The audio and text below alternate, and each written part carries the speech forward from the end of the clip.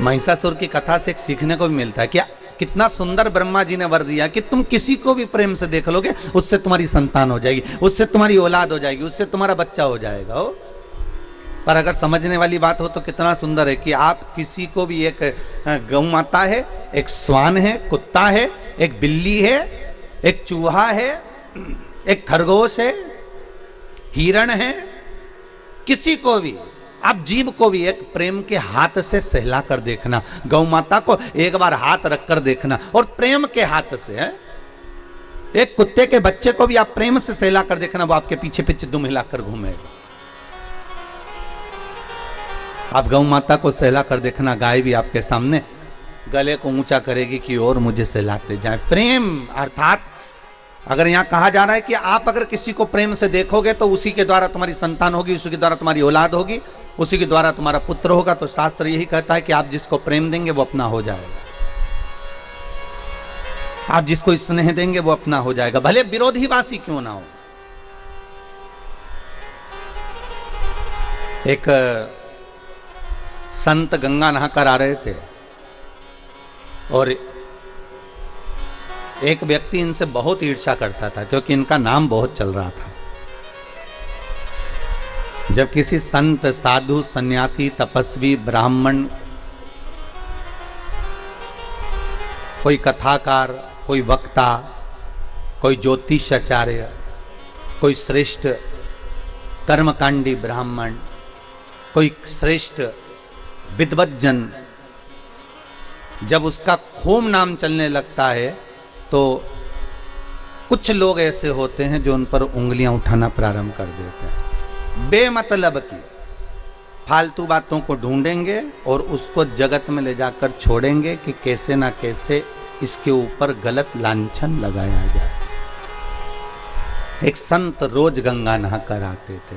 इनका नाम सब दूर चल रहा था कि महाराज रोज गंगा नहाते हैं, गंगा जी का स्नान करते हैं, शिव जी की आराधना करते हैं, भगवान शंकर का गुणानुवाद करते हैं, भगवान शंकर का अनुमोदन करते हैं। इनका नाम बहुत चला। अब इतना नाम चला, इतना नाम चला, तो इनसे जो जलने वाला था वो भी रोज मंदिर जाता था, वो भी रोज गुणगान गाता था, वो भी रोज स्मरण करता था, पर उसको कोई नाम नहीं चला, उसका कोई नाम का स्मरण नहीं हुआ, उसको कोई ने पूछा नहीं, उसका कोई स्मरण नहीं हो पाया, उसको लोगों ने ध्यान नहीं दिया, तो उसके मन में ईर्ष्या भरा गई। अब ईर्ष्या भरा गई तो वो पेड़ पर चढ़कर बैठ गया और खूब सारा पान खा के बैठा। अब संत जैसे गंगा नहाकर आए तो इसने ऊपर से थूक दिया संत पर। अब संत पर थूका तो संत बेचारे वापस गंगा नहाने चले गए। ये वापस आए नहा के, फिर इसने थूक दिया, फिर वो गंगा नहाने चले गए, फिर इसने थूक दिया, फिर वो गंगा नहाने चले गए। दूसरा कोई रास्ता नहीं था कि संत वहां से निकल जाए, रास्ता भी वही था क्योंकि दूसरे रास्ते से स्त्रियां गंगा नहाने आती थी, तो संत वहां जाते ही नहीं थे। संत जब जब निकलते ये पेड़ पर बैठा बैठा थूकता रहता। संत ने इसको झांका तक नहीं, देखा तक नहीं, क्योंकि ये थूकने वाले को क्या देखें, इसको देखकर करना क्या, इसको नहीं देखा। वो बार बार थूक रहा है, वो बार बार स्नान कर रहे हैं। आए, अब की बार जब वापिस आए तो जो ऊपर बैठकर थूक रहा था उसके मुख में पान का पीक, थूक सब समाप्त हो गया था। आकर चरण पकड़ लिए, गुरुदेव मैंने इतनी बार आपको थूका पर आपके मुख से कोई शब्द नहीं निकला। गुरुजी बोले तू मेरे पांव मत पकड़, आज मुझे एक मौका दे दे कि मैं तेरे चरण पकड़ लूं। गुरुदेव आप मेरे चरण, मैंने आप पर थूका है, मैंने आप पर अपशब्द कहे हैं, मैंने थूका है आप पर और आप मेरे पांव पड़ना चाहते हैं। गुरुजी बोले, संत बोले भाई देख, रोज गंगा की एक डुबकी लगाकर चले जाता था पर आज तेरी ऐसी करुणा हो गई, कृपा हो गई कि 108 बार डुबकी लग गई। तेरी कृपा हुई है, ये दूसरा कोई नहीं कर सकता। तू थूकता रहा, मैं गंगा नहाता रहा, रोज एक गंगा की डुबकी लगाता था, आज 108 बार डुबकी लग गई, ये तेरी कृपा ही तो है। उसकी आंख में आंसू भर गए कि संत संत होता है, साधु साधु होता है, सन्यासी सन्यासी होता है, तपस्वी तपस्वी होता है, विद्वान विद्वान होता है।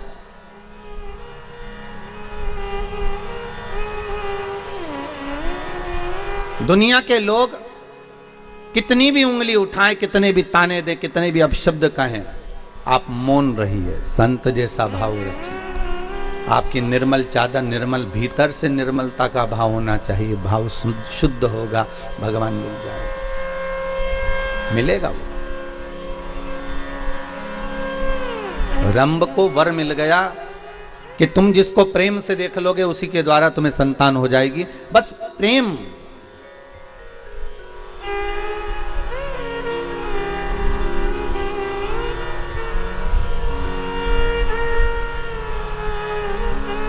बहुत अंतर है महाराज जी प्रेम और प्यार में। जमीन और आसमान का अंतर है, बहुत ध्यान देना हमारा।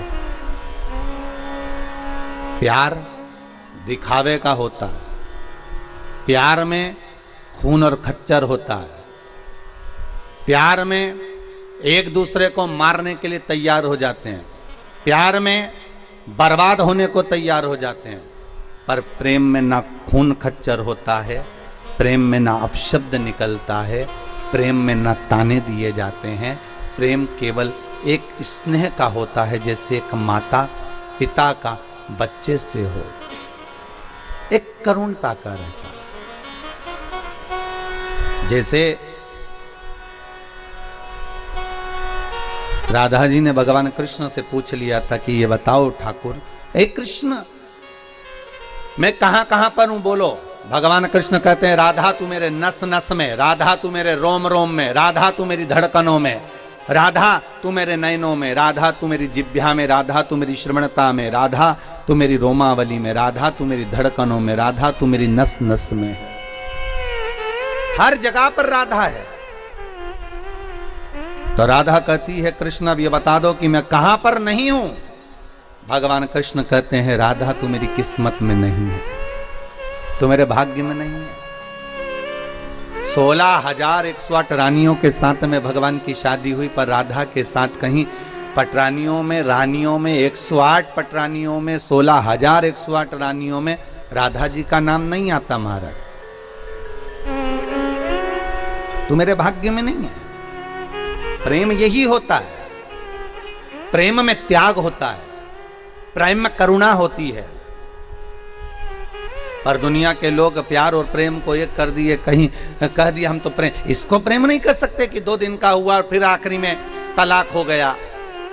प्रेम कर कर, प्यार कर कर, स्नेह कर कर आपने शादी तो कर ली कि हम तो एक दूसरे को चाहते हैं, हम एक दूसरे को स्नेह करते हैं। शादी करने के 4 साल, 3 साल, 2 साल, 2.5 साल, 1.5 साल में अदालत में पहुंच गए और मालूम पड़े फिर तलाक हो गया। इसको प्यार नहीं कह सकते, इसको प्रेम नहीं कह सकते, इसको केवल साधारण सी भाषा में स्नेह प्यार कहा होगा। पर प्रेम की परिभाषा क्या होती है, प्रेम का परिभाषा का अंश क्या होता है, वो केवल एक होता है। प्रेम में ना अपशब्द होते हैं, ना ताने होते हैं, ना गालियां होती हैं। अगर हम भगवान से प्रेम करें हैं और भगवान ने अगर हमारा बुरा भी कर दिया है तो हम उसमें भगवान को दोष नहीं देते, हम अपने भाग्य को दोष देते हैं। यही प्रेम कहलाता है, इसी को प्रेम कहते हैं। उसमें हमने भगवान को दोष नहीं दिया है। गलती हमारी होगी, हो सकता है हमको कुछ सहन करना पड़ेगा, हो सकता है हमारे ऊपर कोई बात होगी इसलिए भगवान ने अच्छा ना किया, वो प्रेम।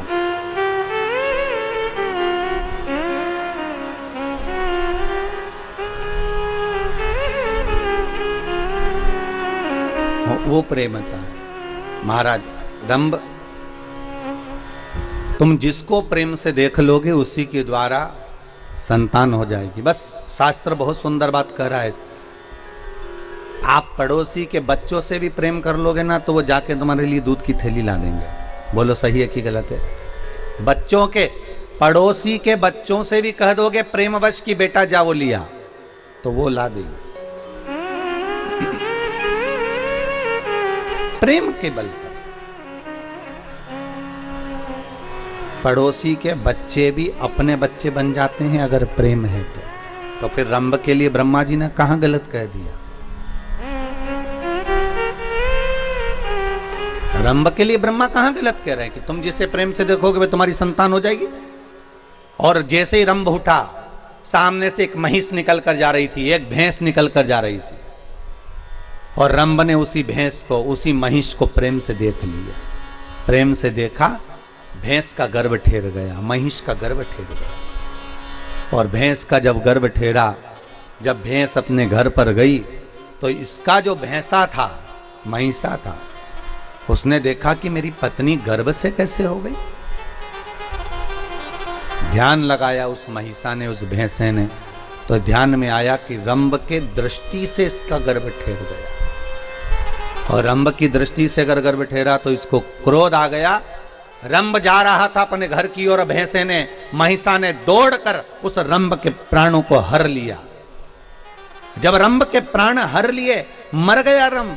रंभ का अंतिम संस्कार हो रहा था, चिता तैयार हुई, उस पर रंभ को रखकर जलाया जा रहा था, अंतिम संस्कार किया जा रहा था। उसी समय पर भैंस को लगा, महिष को लगा कि बताओ इसका पुत्र मेरे गर्भ में है, अर्थात अगर इसका पुत्र मेरे गर्भ में है तो मैं इसकी पत्नी हूं, और पत्नी का कर्म है कि पति के साथ सती हो जाए, तो क्यों ना मैं अपने पति के साथ सती हो जाऊं। और धधकती हुई अग्नि में, धधकती हुई चिता में वो भैंस, वो महिष कूद गई। और जैसे ही कूदी, उसके गर्भ से एक बच्चे ने जन्म लिया जिसका नाम महिषासुर हुआ। क्या नाम पड़ा है? महिषासुर। एक बेटे ने जन्म ले लिया जिसका नाम महिषासुर हो गया। अब महिषासुर ने जन्म तो ले लिया, पर महिषासुर ने विचार करा कि देवताओं से द्वेष करूंगा तो मैं मारा जाऊंगा। महिषासुर ने सबसे पहले ब्रह्मा जी से तप करा, और ब्रह्मा जी का तप कर कर ब्रह्मदेव से कहा, ब्रह्मदेव मुझे वर दीजिए कि मैं मरूं ना। ब्रह्मा जी ने कहा, ये तो हो ही नहीं सकता कि तुम नहीं मरोगे, मरना तो पड़ेगा। मृत्यु लोक में आए हो तो मौत तो निश्चित है। माता के गर्भ से जब तुम्हारा जन्म हुआ, नाल कटी, उसी समय पर लिख दिया गया था कि कहां मरोगे, किस जगह पर मरोगे, कौन सी तिथि, कौन सा पल, कौन सी घड़ी, कौन सी जगह, एक एक स्थान को निश्चित कर दिया गया था कि कहां तुम्हारे प्राण छूटेंगे, किस जगह पर तुम मरोगे, तुम्हारी अंतिम संस्कार, अंतिम जगह कहां होगी, अंतिम श्वास तुम किस जगह पर लोगे, वो निश्चित करा गया। अंतिम पल, अंतिम घड़ी, अंतिम क्षण निश्चित किया गया।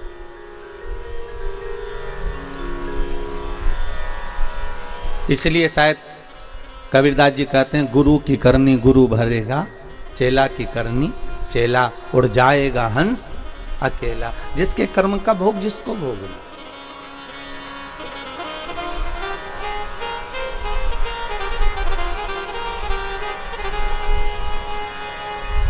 अपने कर्म का भोग अपने को भोगना, कोई दूसरा नहीं भोगना।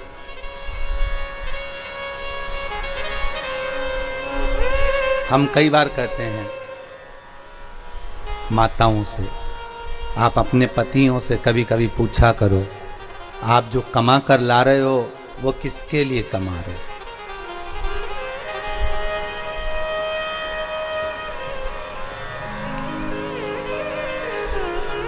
कभी कभी पूछ लिया करो, कुछ बिगड़ेगा नहीं। और पति बोले कि तुम्हारे लिए कमा रहे हैं, बच्चों के लिए कमा रहे हैं, तो पत्नी का फर्ज है कि पति से कह दे कि कमाओ, मना नहीं है, पर थोड़ा थोड़ा सत्कर्म भी करते जाओ। अभी इतनी भयंकर कोरोना महामारी चल रही है, कहीं बन सके तो थोड़ा पुण्यपन भी कर लें, थोड़ा सत्कर्म कर लें, थोड़ा धर्म कर लें।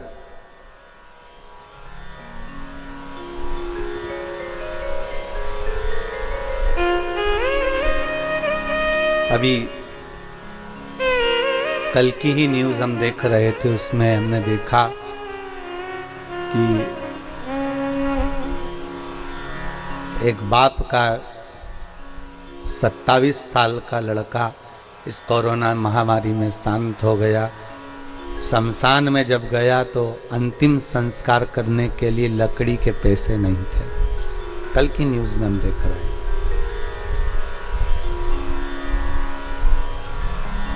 क्यों भैया? क्या उस व्यक्ति के कोई रिश्तेदार नहीं होंगे क्या?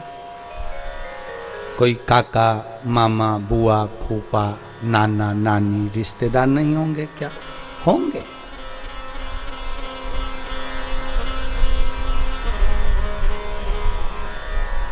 पर वावारी दुनिया मतलब की दुनिया में किसी का कोई नहीं। सुख के साथी हजारों हैं, जब दुख पड़ा तब कोई नहीं। जब दुख की घड़ी आती है सबसे पहले जो अपने होते हैं ना, वो छोड़कर भाग जाते हैं।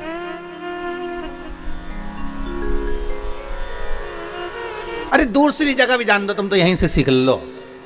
जब गाड़ी का एक्सीडेंट होता है ना, तो सबसे पहले कौन भागता है? बोलो, जम के बोलो जरा, अरे जम के तो बोलो। कौन भागेगा? ड्राइवर, जो गाड़ी चला रहा था, पूरी गाड़ी का तार में जिसके ऊपर था, जो गाड़ी को साथ कर चल रहा था। तुम दूसरी जगह तो जाओ बाद में, पहले यहीं देख लो अपन जिस गाड़ी में सफर कर रहे हैं। अगर भागेगा तो सबसे पहले ड्राइवर भागेगा। ट्रक का एक्सीडेंट होगा तो सबसे पहले ड्राइवर भागेगा। भले कंडक्टर जो बैठा है उसमें बेचारा, क्लीनर जो बैठा हो बेचारा, वो भले मरे, परंतु वो तो बच गया। उसी तरह जब दुख की घड़ी रहती है, सुख की घड़ी में तो आपके दूसरे भी अपने हो जाते हैं। आप उनके पहचानते हो? हमारे काका जी का बुआ का लड़के का लड़का उन्हीं के यहाँ भी आया है। अगर पैसे वाला होगा तो ए से परिचय निकाला जाएगा, अगर धनपति होगा तो परिचय निकालने में देरी नहीं लगेगी, और कहीं का गरीब होगा तो कोई परिचय नहीं निकालेगा। अरे भैया कौन परिचय? तो यहाँ क्या उसके काका बुआ फूफा कोई नहीं थे? पर होंगे। पर सुख के समय पर सब साथ हैं, पर दुख के समय पर कोई साथ नहीं। और मेरा निवेदन रहा है, आज फिर कहता हूँ, उस दुख की घड़ी में हो चाहे सुख की घड़ी में हो, मेरा निवेदन है उस भोलेनाथ को भूलना मती। शंकर आएगा, तुम्हारा सारा कार्य कर कर वही जाएगा। माता के स्तनों में जब वो दूध दे सकता है पेट भरने के लिए, बच्चों के लिए, तो मरने के समय पर भी अगर कोई वचन निभाने वाला होगा तो वो परमात्मा ही होगा, दूसरा कोई नहीं आने वाला। आएगा तो वही आएगा, कोई दूसरा नहीं।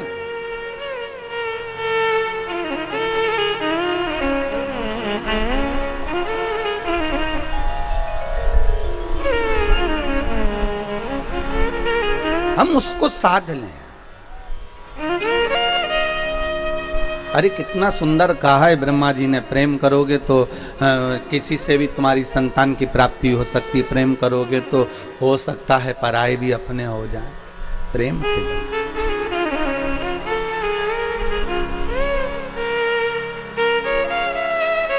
हो सकता है, प्रेम के बल पर। और जब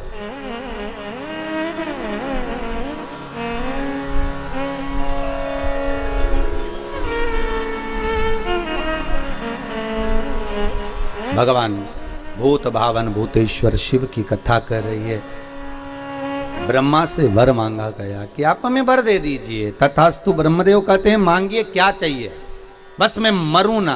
तो ब्रह्मा जी कहे ये तो हो ही नहीं सकता, मृत्यु निश्चित है, वो मरना तो पड़ेगा, मृत्यु निश्चित है, पर भय खाकर मत मरना।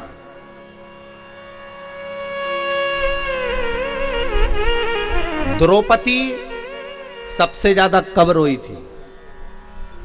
जिन्होंने भागवत सुनी हो तो उत्तर जरूर दीजिएगा। टीवी चैनल के माध्यम से जितने लोग आस्था टीवी पर कथा सुन रहे हैं उनसे भी निवेदन है, बोलो, अपने मन से बोलो। उत्तर तो हम बता ही देंगे, पर आप थोड़ी सी देर के लिए सोचो कि द्रौपदी सबसे ज्यादा कब रोई थी? उसका चीर खिंचाया जब रोई थी क्या? वन में गई थी तब रोई थी क्या? सारे रिश्तेदारों के सामने वस्त्र खींचा गया तब रोई थी क्या? नहीं। द्रौपदी सबसे ज्यादा कब रोई थी? जब सोते हुए 5 पुत्रों का वध हो गया था। कब रोई? जब 5 पुत्र सोते हुए मर गए। तो युधिष्ठिर ने पूछा, द्रौपदी तू इतनी विद्वान नारी, तेरी विद्वत्ता के तो लोग बखान करते हैं, भजन करते हैं, तेरा स्मरण करते हैं, और तू अपने पुत्रों के मोह में रो रही है? पुत्रों के मोह में? द्रौपदी कहती है पुत्र मर गए उसका रोना नहीं आ रहा है, तो फिर रो क्यों रही है? द्रौपदी कहती है पुत्रों के मरने पर नहीं रो रही हूं, रो इस बात के लिए रही हूं कि इन पुत्रों को युद्ध के मैदान में मरना था और ये पलंग पर सोते सोते मर गए। इन पुत्रों को युद्ध के मैदान में मरना था और ये पलंग पर सोते सोते मर गए। मुझे रोना इस बात का आ रहा, मैं रो इस बात के लिए रही हूं, बस आपसे भी निवेदन है, युद्ध के मैदान में मरना है हमको, हमें डर से नहीं मरना। कोरोना का भय नहीं होना चाहिए तुम्हारे भीतर कि जरा से तुमको सर्दी खांसी हुई, जरा सा तुम्हारा गला सूखा, जरा सा तुम्हारा स्वाद आना बंद हो गया, तुमने सोच लिया कि अब तो बस जाने का समय आ गया, आंख में आंसू भर रहे, एकांत में कमरे में पड़े हुए रो रहे, बिलख रहे। अब सबसे कह दिया दवाई गोली लो, डॉक्टर को दिखाओ, मुख पर मास्क लगाओ, सैनिटाइज का प्रयोग करो, सोशल डिस्टेंसिंग रखो, मना नहीं है, दवाइयां भी पूरी लो, डॉक्टर को भी दिखाओ, जांच भी कराओ। और अगर मान लो रिपोर्ट जैसी भी आए, पर निवेदन केवल इतना है कि डरना नहीं है, युद्ध के मैदान में जाना है। और हो सकता है कि उस युद्ध के मैदान में, और कांप कर नहीं, डर कर नहीं,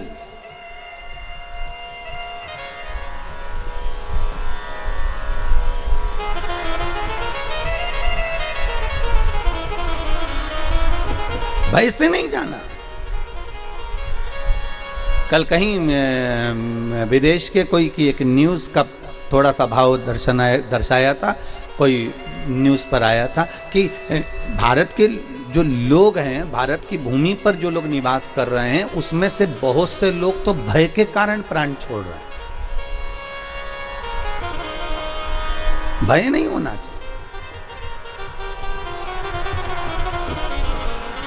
होगा वही जो मंजूर है भोले होगा, जो मेरे शंकर के हाथ में होगा वही होगा। आप कितना भी, बस आप तो ये भाव रखो कि भगवान शिव आपके सम्मुख में आ जाए और शंकर का मैं गुणगान कर लूं, शंकर का मैं स्मरण कर लूं।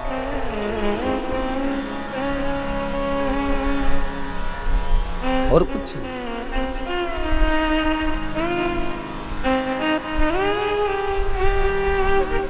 और जब शंकर का गुणगान भगवान ब्रह्मा जी कर रहे हैं, अरे महिषासुर मृत्यु निश्चित है, आएगी जरूर, तो महिषासुर ने भी कह दिया अगर मृत्यु निश्चित और आप कह रहे हो कि आएगी जरूर, तो फिर मुझे वर दीजिए, मांग तुझे क्या चाहिए।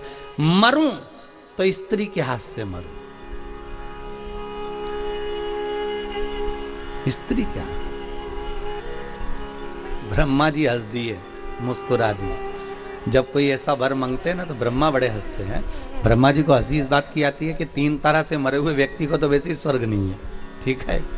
एक पानी में डूब के मरा हुआ, एक सर्प का डसा हुआ, और एक स्त्री के हाथ से मरा हुआ। और ये वर क्या मांग रहा है कि स्त्री के हाथ से मर जाओ। तो ब्रह्मा तो वैसे खुश हो गए कि इनकी बुद्धि ना जाने कब फिर गई है। अगर मांग नहीं था तो ये मांग सकते थे कि अगर मरूं तो भगवान शंकर का गुणगान करते करते मरूं, मैं भगवान का स्मरण करते करते मरूं, भगवान का भजन करते करते मरूं, भगवत नाम स्मरण करते हुए मरूं।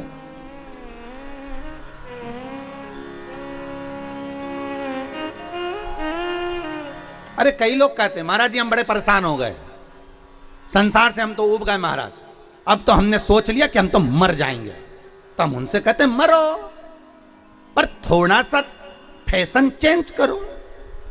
ये रस्सी बांधकर, जहर खाकर, पानी में डूबकर, ट्रेन के नीचे, गाड़ी के नीचे, ऊपर से गिरकर, ये तो ओल्ड फैशन है मरने का। कोई नया फैशन निकालो मरने का।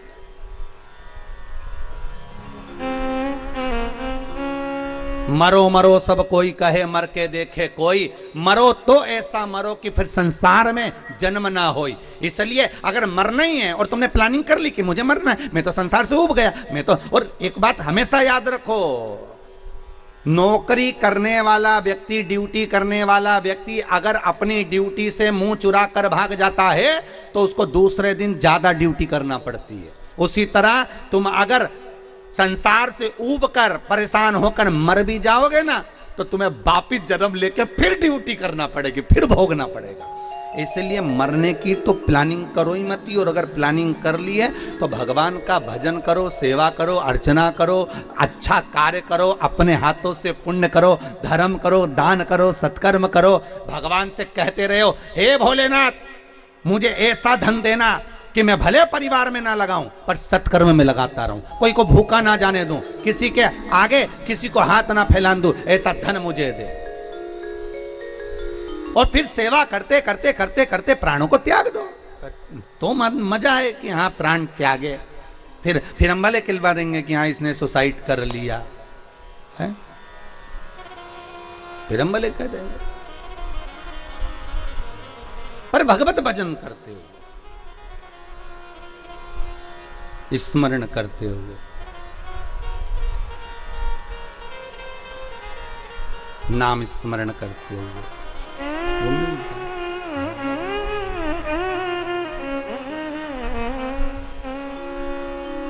मुझे दास बना कर रख लेना,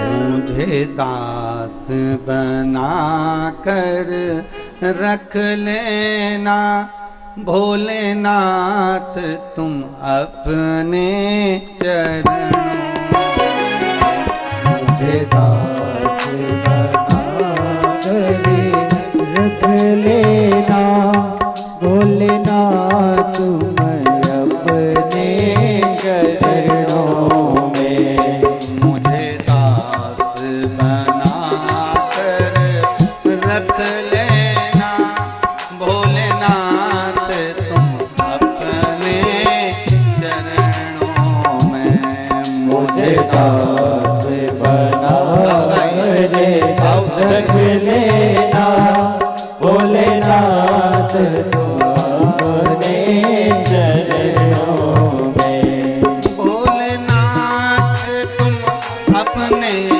चरणों में, भोलेनाथ तुम अपने चरणों में, शंभुनाथ तुम अपने चरणों में, शंभुनाथ तुम अपने चरणों में, मुझे दास बना कर रख लेना, भोलेनाथ तुम अपने चरणों में, मुझे दास बना कर रख लेना, भोलेनाथ तुम अपने चरणों में, आओ भक्ति के बल जय हो।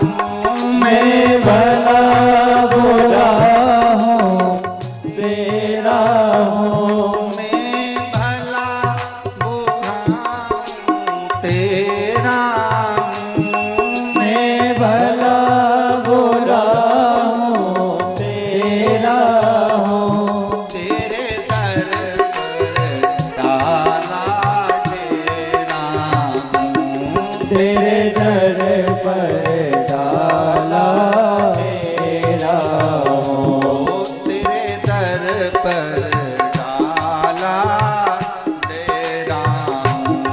तेरे दर पर डाला मेरा हूँ। मुझे जाकर जान के रख लेना। मुझे जाकर जान के रख लेना। भोलेनाथ तुम अपने चरणों में मुझे जाकर जान के रख लेना। भोलेनाथ तुम अपने चरणों में। मुझे दास बना कर रख लेना। भोलेनाथ तुम अपने चरणों में। मुझे दास बना कर रख लेना। भोलेनाथ तुम अपने चरणों में। शंभो।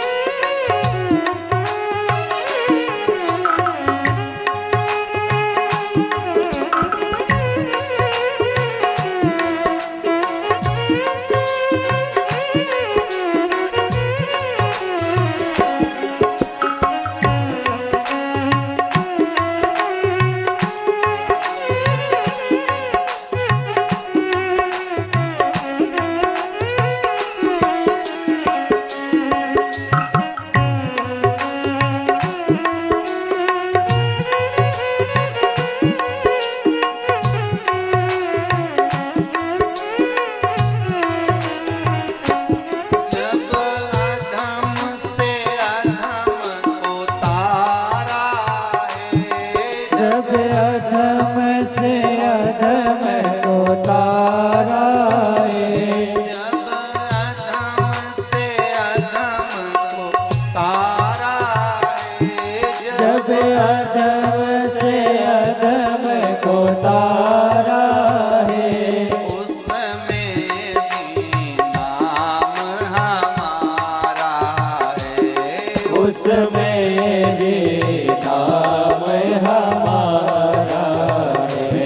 उसमें भी नाम हमारा है। उसमें भी नाम हमारा है। मुझे भार समझ के रख लेना। मुझे भार समझ रख लेना।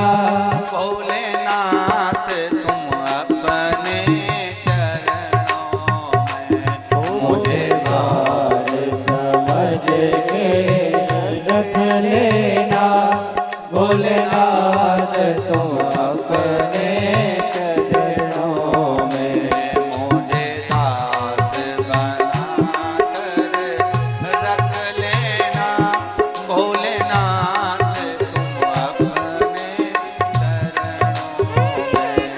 मुझे दासी बना कर रख लेना।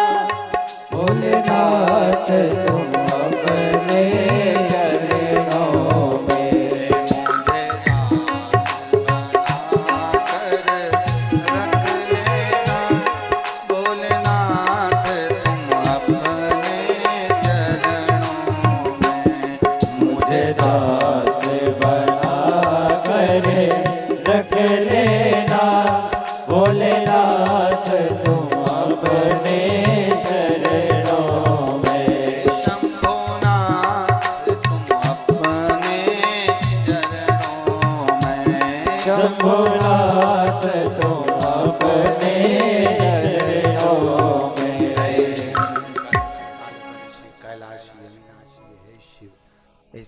कृपा करिए, दातार दयालु, करुणा सागर, करुणा करने वाले। महिषासुर ब्रह्मदेव से वर मांग कर रहे हैं, ब्रह्मा जी वर दे दो कि मैं अगर मरूं तो स्त्री के हाथ से मरूं, स्त्री के हाथ से। तथास्तु कह दिया।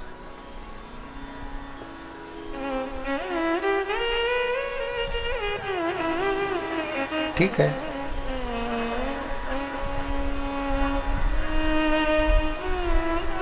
पर तुम मांग रहे हो मरने का कि स्त्री के हाथ से मर जाऊं, पर समझ नहीं पा रहे। ब्रह्मा जी बोले हमको वर देना, हम तो दे दिया है, कोई दिक्कत वाली बात नहीं, हमें देने में कोई दिक्कत नहीं है, हम तो वर दे देंगे, आशीर्वाद भी दे देंगे कि हाँ तथास्तु, और तुम्हें मिल भी जाएगा। होता है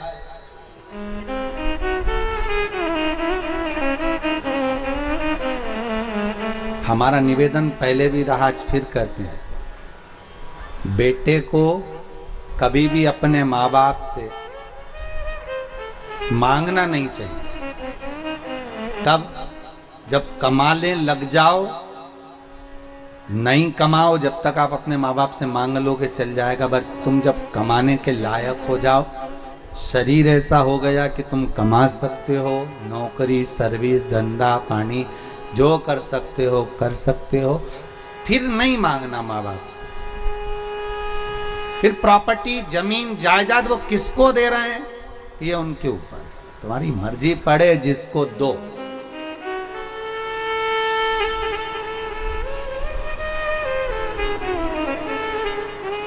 क्या चाहिए?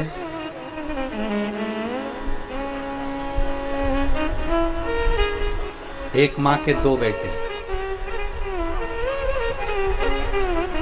दोनों बेटे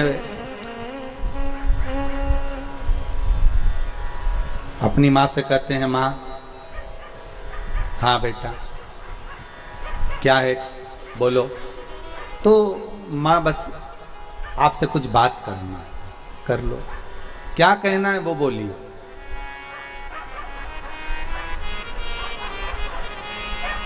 एक बेटा बोलता है मां, मुझे जो आपने मकान बनाया है और जो जमीन है दुकान है वो मुझे दे दो। ठीक है ले जा, दे दिया। फिर एक बेटा आया, माँ बोली बेटा दुकान भी उसने ले ली है, मकान भी उसने ले लिया है, जमीन भी उसने ले ली है। बेटा कहता है माँ आशीर्वाद तो दे दे। क्या दे दे? आशीर्वाद।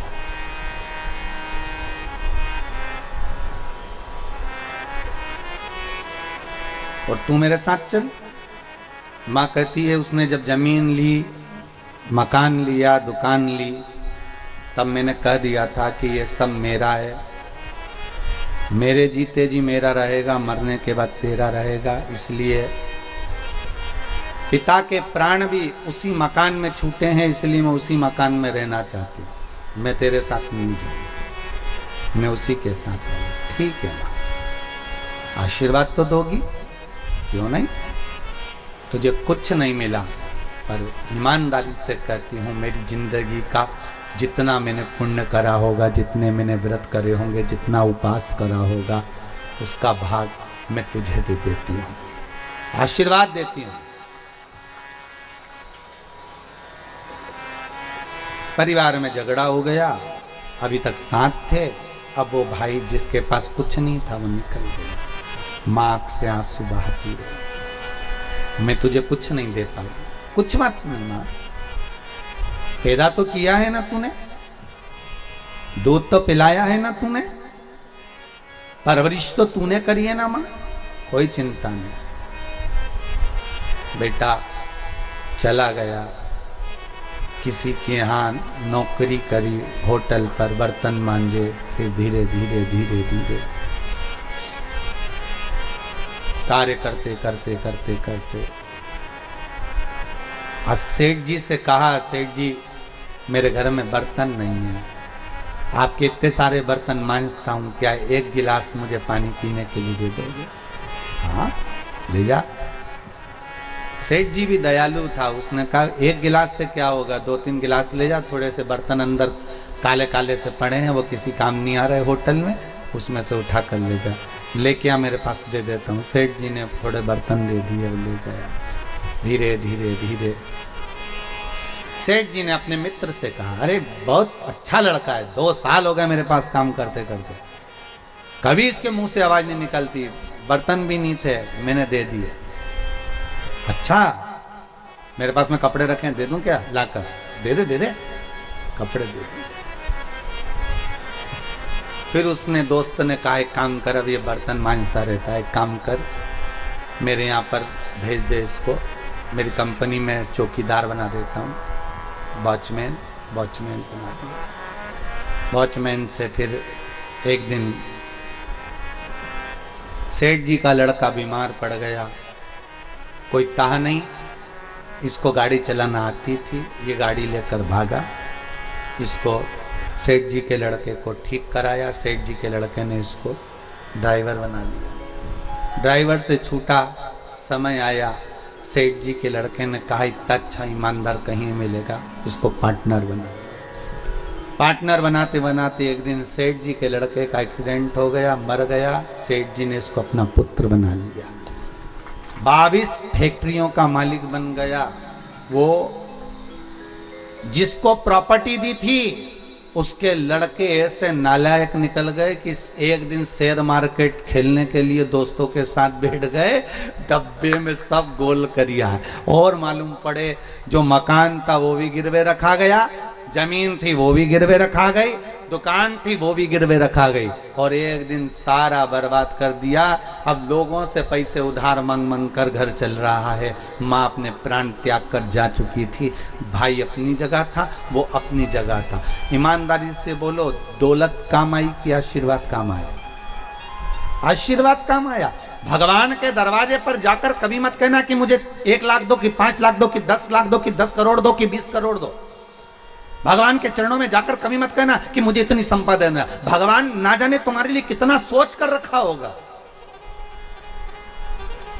उस परमात्मा ने तुम्हारे लिए कितना सोचा होगा, कितना विचार कर। हाँ, बेटों की शादी नहीं होती, बेटियों की शादी नहीं होती तो चिंता बढ़ जाती है, कैसे होगी, ना जाने कब होगी, हमें चिंता लग गई। पिछली बार भी लॉकडाउन पड़ गया था, अब की बार फिर लॉकडाउन पड़ गया, बेटे की शादी कहां से होगी, बेटी की शादी। चिंता ना करना, जन्म उसने दिया है, भरण पोषण की जवाबदारी उसकी है। एक पक्षी रात को सोता है तो पेड़ की डाली को पंजे से पकड़कर सोता है, पक्षी जमीन पर गिरता है क्या? नहीं। जब वो सोने वाले पक्षी को जमीन पर नहीं गिरने दे सकता तो तुम्हें गिरने देगा क्या? विश्वास प्रबल रखना, पक्का रखना। अगर भरोसा है तो भगवान है, और अगर भरोसा नहीं तो मेरा शंभू भी नहीं है। दुनिया के लोगों को तो लगता है कि ये सियोर वाले मिश्रा जी ऐसी ऐसी कथा कहते, पत्थर कोई भगवान बना दिया है, शंकर के शिवलिंग के लिए इतना अनुष्ठान, इतना पूजन, इतना स्मरण, ये करोगे तो ये मिलेगा, ये करोगे तो ऐसा हो जाएगा। शंकर का इतना अनुमोदन।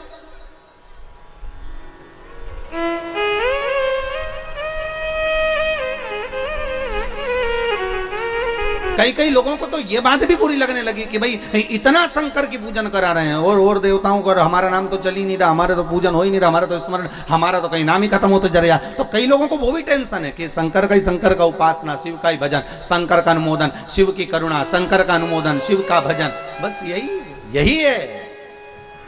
एक कुएं को अच्छे से खोद लो, उसमें 50 फीट पर पानी निकल जाएगा। एक जगह पर भगवान की भक्ति का धारण कर लो, भगवान मिल जाएगा। दुनिया फिर ताने दे, अपशब्द कहे, गालियां दे तो आग लगे बस्ती में, अपन रहो मस्ती में, क्या किसको रोइए चादर तान के सोइए, कहे तो।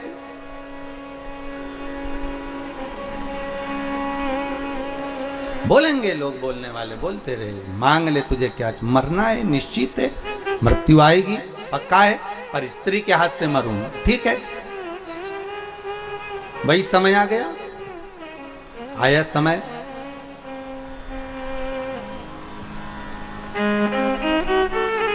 इसने उपद्रव मचाना चालू कर दिया। जब व्यक्ति के पास में बहुत सारा वैभव आ जाता है ना, तो फिर वो किसी को नहीं गिनता।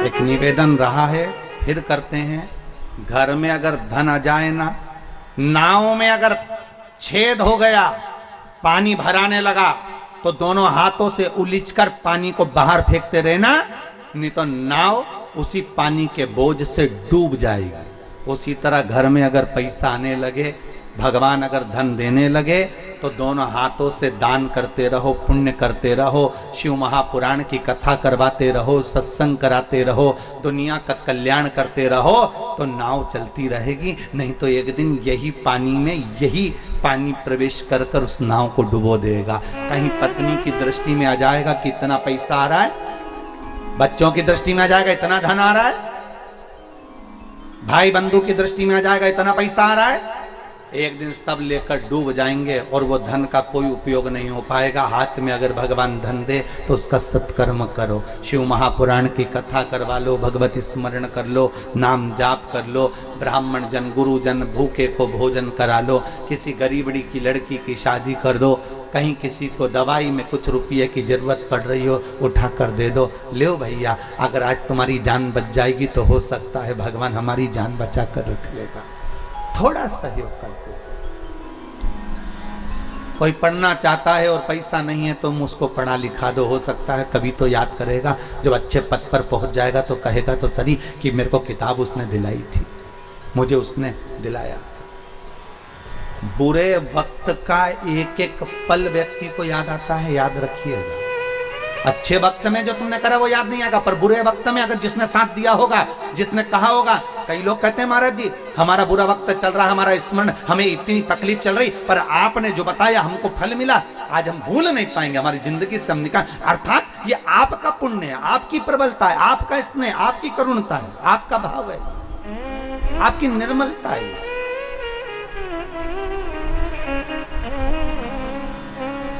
चित्तवृत्ति स्नेह है।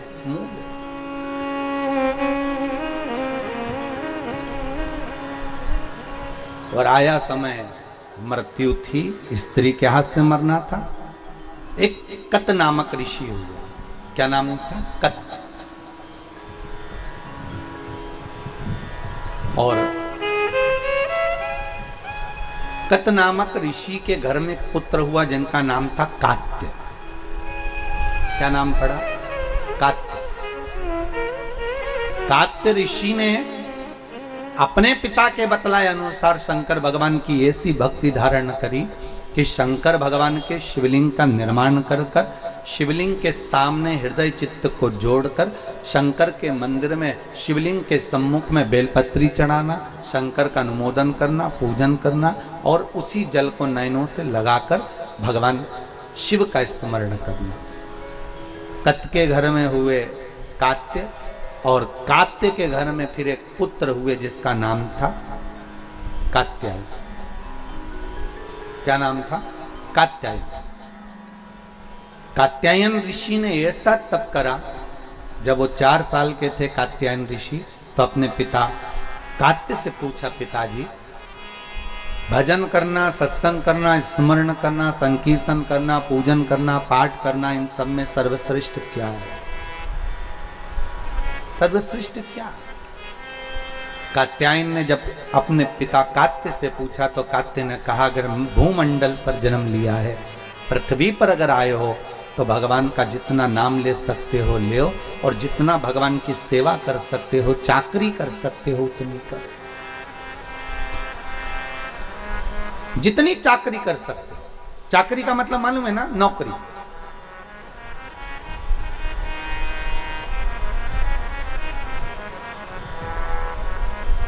भगवान के मंदिर में भी अगर आप जा रहे हो तो ये भाव रखकर जाना कि हम सेठ जी के घर में नौकरी करने जा रहे हैं। थोड़ा झाड़ू लगा दिया, पोछा लगा दिया,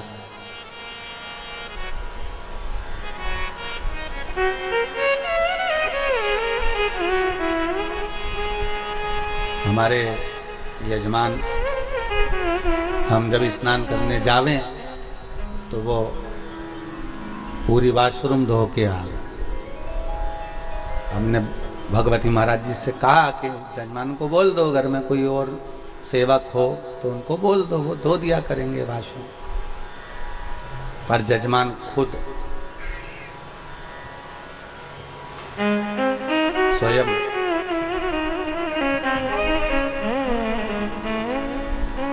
हम भगवती महाराज को यही बोले, जिनके घर में मुंबई में नौकर लगे होंगे, जिनके घर में मुंबई में सेवक लगे होंगे, कंपनी में और भी लोग काम करते होंगे, उनके यहाँ दूसरे काम करते होंगे, पर देखो कितना भाव है कि अगर कोई गुरुजन स्नान के लिए जावे तो वॉशरूम भी वो स्वयं साफ कर। भाव देखिए, उसकी निर्मलता देखिए।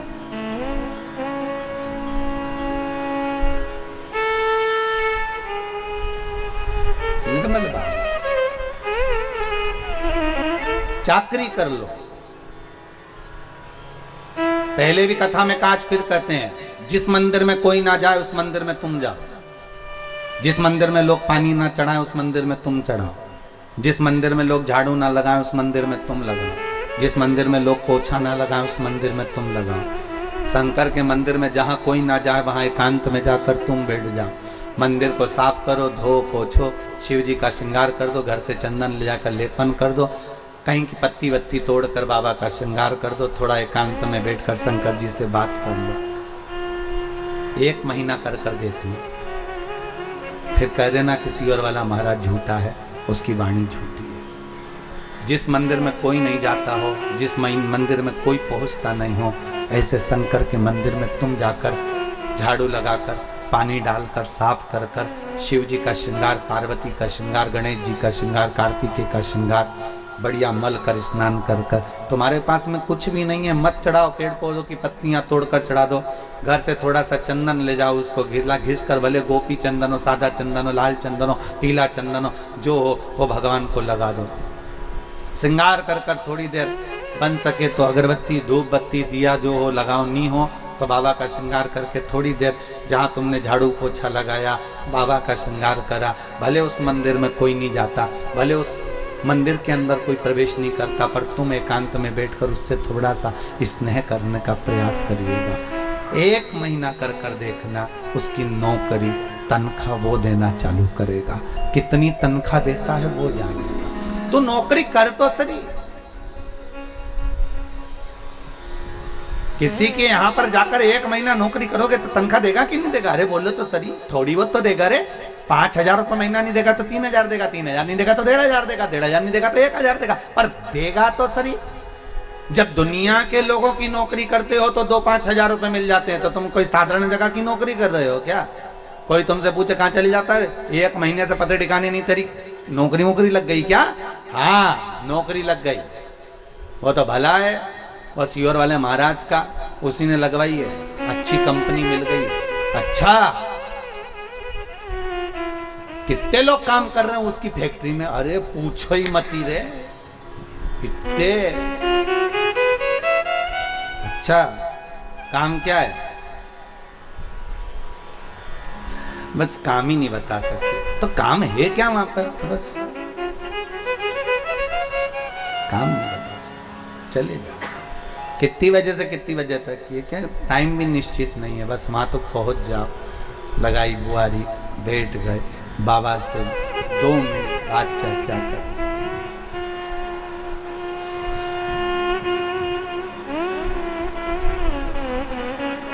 2 मिनट बैठ कर आप बस बाबा से चर्चा कर लिए, स्नेह कर लिए, बोल दिए दिल की बात। और फिर निवेदन करूंगा, जब आप चाकरी करो, नौकरी करो, तो बोलना मत ही कि मुझे धन देना, कि दौलत देना, कि सत्ता देना, मत बोलना। सेठ है वो, सब जानते हैं। आप तो केवल सेवकी करो, आप तो केवल चाकरी करो, मन उसका। मेरे भोले तेरी नौकरी सबसे बढ़िया है, सबसे खरी, तेरे दरवाजे की चाकरी सबसे बढ़िया है सबसे खरी।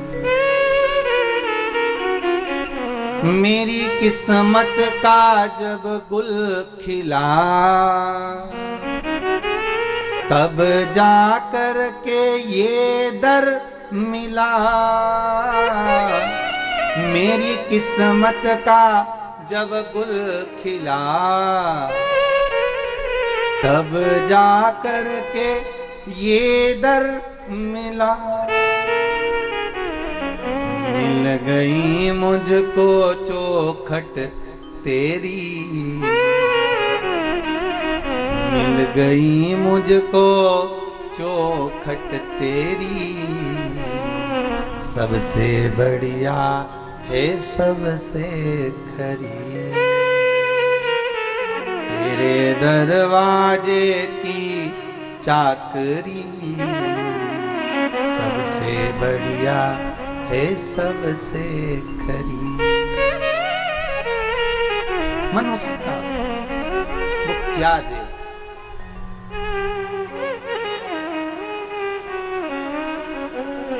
राजा मणिरत्न को देखो, कभी शंकर जी के मंदिर में नहीं गया, दरवाजे से निकलकर जाता था और हर हर महादेव बोलकर जाता था। क्या बोलकर जाता था? हर हर महादेव। राजा मणिरत्न दरवाजे पर से निकलकर मंदिर के अंदर नहीं जाता। तो रानी ने पूछा तो मंदिर के अंदर क्यों नहीं जाते? तो मणिरत्न ने कहा अगर अंदर जाऊंगा तो पंडित जी सेवा कर रहे होंगे। सेवा कर रहे होंगे तो क्या हुआ? पंडित जी सेवा कर रहे होंगे तो वो मेरे को देखेंगे तो सेवा छोड़ देंगे, क्योंकि मैं राजा, और राजा को देखकर सेवा छोड़ेंगे और मेरे सामने हाथ फैला कर कहेंगे महाराज हमको ऐसा दे दो। जब त्रिलोकी का नाथ त्रिकालदर्शी कैलाशी शंभू बैठा है और उसके सामने लोग मेरे हाथ जोड़े और मुझसे कहें कि मुझे ये दे दो, ये अच्छा नहीं लगेगा। हम कई बार कथा में कहते हैं, आज फिर कह रहे हैं कि आप किसी पर विश्वास करो ना करो, पर शंकर पर विश्वास जरूर करो। शंकर पर भरोसा जरूर करो। मेरा शंभू, मेरा त्रिकालदर्शी, मेरा कैलाशी, मेरा शंकर वो अड़भंग है, आनंद है, अड़भंग। अरे सबके शरीर में देवी देवता आते तो कि इनके घर में पितर जी आ गए, इनके घर में कुल देवी आ गई, इनकी अम्मा आ गई, इनके पिताजी आ गए, तो कहा एक जनी को माता जी आ गई, तो एक जनी को काली जी आ गई, तो एक जनी को वो देवता आ गया। पर तुमने कभी सुना कि किसी को शंकर जी आ गया? अरे बोलो तो सही। नहीं, तुमने कहीं सुना हो कि किसी को हनुमान जी आ गया? विचार करो। शंकर और शिव का स्वरूप जो जो होगा, चाहे हनुमान हो चाहे भैरव हो, कभी नहीं आता। वो किसी के शरीर में प्रवेश नहीं करता, क्योंकि वो उसका एक एक अंश इतना प्रबल है, अगर प्रवेश कर गया तो फाड़ के निकल जाए शरीर में से। ये साधारण है क्या?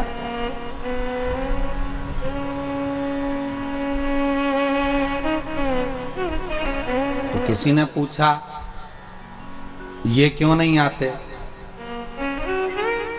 तो भक्त कहता है इनको आने की जरूरत ही नहीं, किसी के शरीर में ये खुद ही आ जाते हैं। कोई बुलाए तो शरीर, ये शरीर में नहीं आते, ये खुद आ जाते हैं। हनुमान को अगर दिल से पुकारिए, थोड़ी देर बैठकर राम नाम का जाप करिए, हनुमान जी सामने आकर खड़े हो जाएंगे। शंकर का दिल से पुकारिए, एक लोटा पानी चढ़ाइए, शंकर जी सामने आकर खड़े हो जाएंगे। भैरव का स्मरण करो, थोड़ी देर दिल से पुकार लो, भैरव सामने आकर खड़े हो जाएंगे। शंकर के जितने स्वरूप हैं शिव सम्मुख में आ जाए।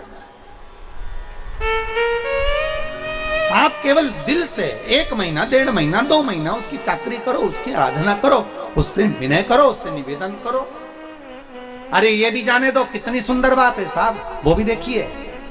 एक 27 साल का या 26 साल का लड़का था महाराज, अहमदाबाद का।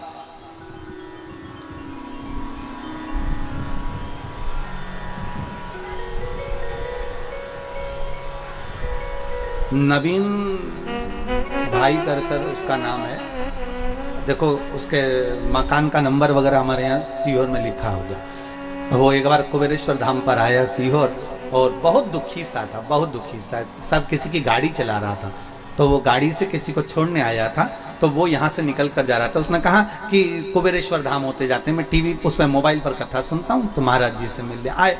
तो उसने कहा बड़े दुखी है महाराज। तो शिव महापुराण की कथा चल रही थी, उस कथा में एक बार कहीं कह दिया होगा कि अगर कुछ नहीं दान करते बने तो बेलपत्री का ही दान दे दो। एक बार कहीं कथा में कह दिया होगा, लॉकडाउन के समय पर उसने सुन लिया उस कथा में। तो उसने प्रश्न किया कि बेलपत्री का दान कैसे होता है। तो बात ही बात में हमारे मुख से निकल गया कि सावन का महीना आए और सोमवार की सोमवार या रोज प्रतिदिन लोग शंकर जी को बेलपत्री चढ़ाने के लिए ढूंढते हैं, बेलपत्री नहीं मिलती है। तो एक काम करा करो कि पेड़ पे से बेलपत्री तोड़कर, निकाल कर, छाट कर, धोकर सबके घर में 5-5, 10-10 देकर आ जाया करो। ये भी दान है, ये भी दान है। और अगर गुरुजी किसी के घर में शंकर जी नहीं होगा तो वो बेलपत्री कहां चढ़ाएगा? अरे भाई, अगर बेलपत्री पहुंच जाएगी तो फेंकेगा थोड़ी ना, किसी भी देवता को चढ़ाएगा, चढ़ाएगा तो सही। तेरा काम है देना, तू तो दे दे।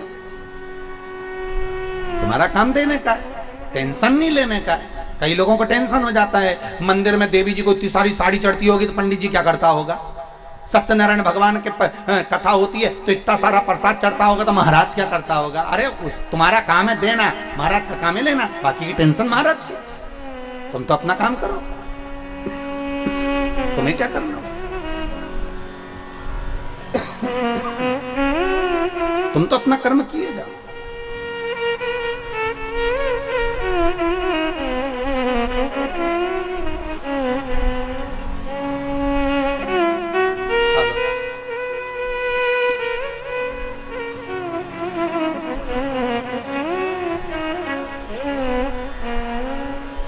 देखो, अगर सीओर ऑफिस में नंबर होगा तो हम आपको देंगे, आप उस बच्चे से बात करना। सावन के महीने में उसने एक ही काम करा, पेड़ की बेलपत्री ला लाकर 5-5, 10-10 बेलपत्री का पैकेट बनाया, सबको दे दिया, लो शंकर जी को चढ़ाना। दान देखिए कितना विचित्र। धन नहीं है आपके पास में तो बेलपत्र तो है। अभी एक भैया डब्बे में भरकर बेलपत्र लाए, लेकर आए शिव जी को चढ़ाने के। अच्छा लगा।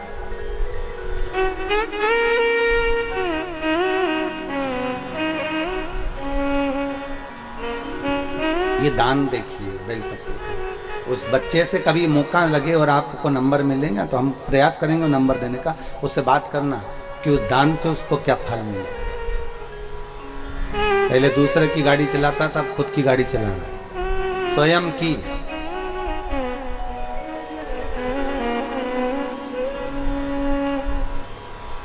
नहीं है हमारे पास में देने का कुछ भी। भाव तो है, निर्मल मन सो मोहि पावा, बहुत है, उतना दे दीजिए,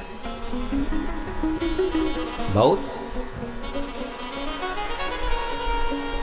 शिव महापुराण की कथा कहती है, एक भक्तन ऐसी थी,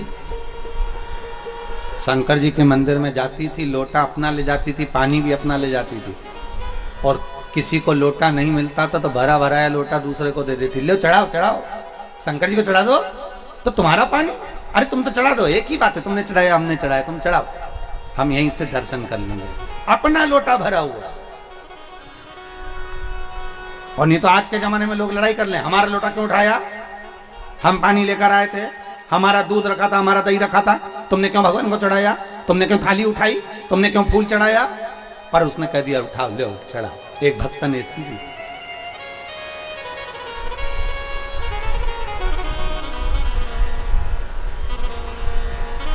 भक्त है भगवान, भक्त भक्त होता। कात्यायन ऋषि ने पूछ लिया अपने पिता कात्य से, पिताजी मैं क्या भजन करूं कि मुझे भगवान का दर्शन हो जाए। कात्यायन ऋषि ने जब पूछा तो कात्य ने कहा कि तुम शिव की आराधना करो। शंकर की आराधना के साथ में कात्यायन ऋषि का मन आद्य शक्ति जगदम्बा पार्वती की आराधना में लग गया। जो माता की आराधना करना प्रारंभ करी, जो आराधना करना प्रारंभ करी, एक दिन स्वयं शंकर और पार्वती कात्यायन ऋषि के सामने आकर खड़े हो गए। मांग तुझे क्या चाहिए।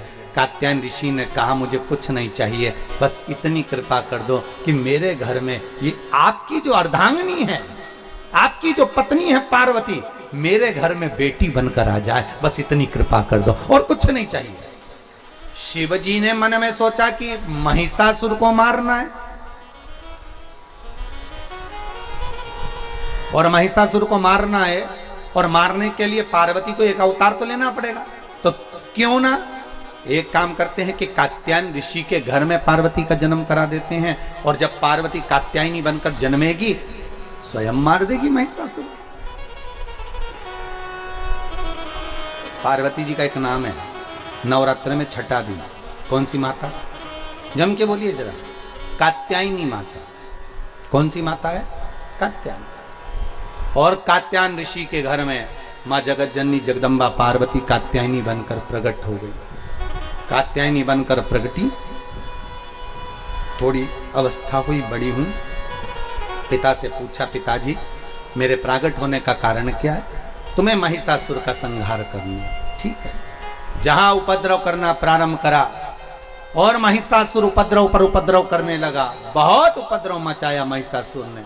तब माता कात्यायनी को क्रोध भगवान शिव ने दिलाया, और शिव ने जब क्रोध दिलाया तब महिषासुर स्वयं कात्यायनी इतनी सुंदर थी, इतनी सुंदर थी, इतनी सुंदर थी कि महिषासुर उनको देखकर आसक्त हो गया और कहने लगा कि मुझे तुम्हें अपना बनाना है। कात्यायनी खिलखिल कर हंसी, और देवताओं ने पुकार दिया, तेरे भक्त जनों पर माता बीड़ पड़ी है, दानव दल पर टूट पड़ो मां करके सिंह सवारी। मां कृपा।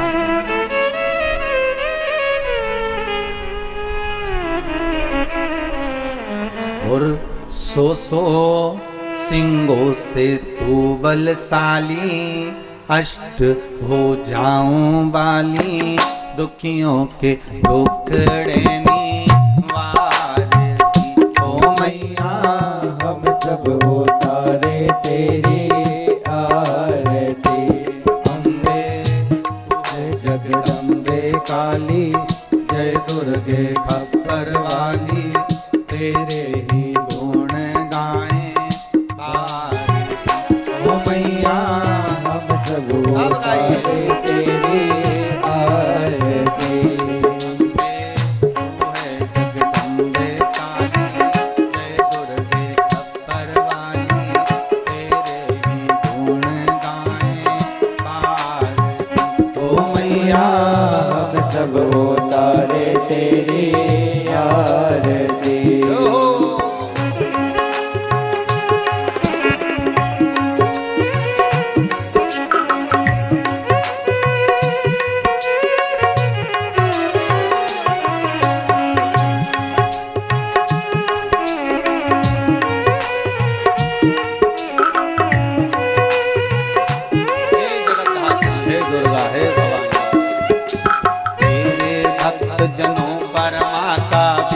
पड़ी है तेरे भक्त जनों पर माता भीड़ पड़ी है भारी।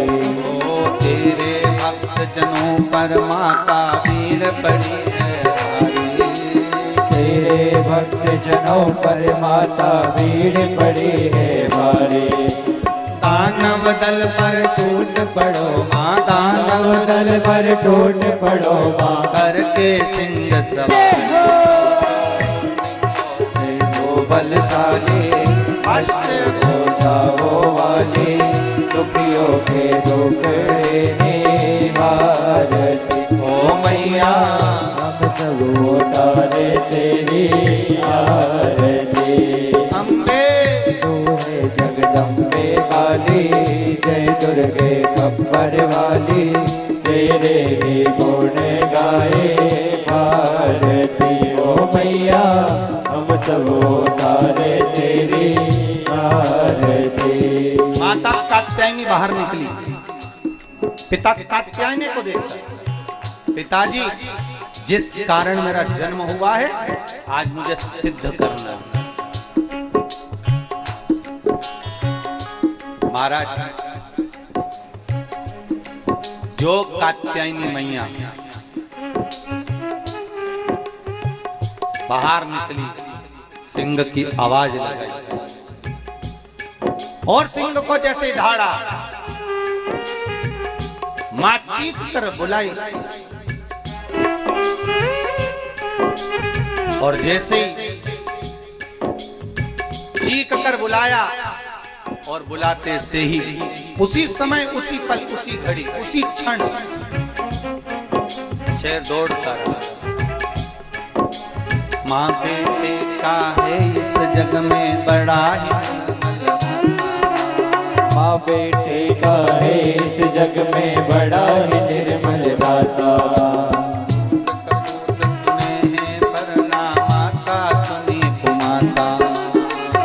कपूत सुने हैं वरना माता सुने को माता। सब पे करुणा दर्शाने वाली, अमृत बरसाने वाली, दुखियों के टुकड़े वाली हो मैया हम सब उतारे तेरी आरती।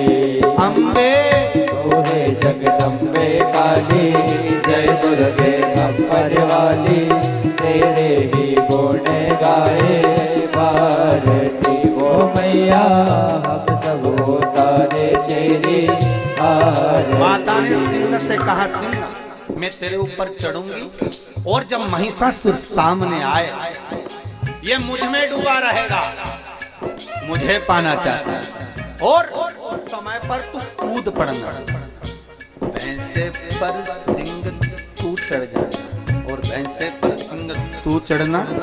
और जब भैंसे पर सिंह तू चढ़ जाएगा और मैं त्रिशूल लेकर जब महिषासुर की छाती में मारूंगी, तब महिषासुर के प्राण छूट जाएंगे। और दौड़ पड़ी मां,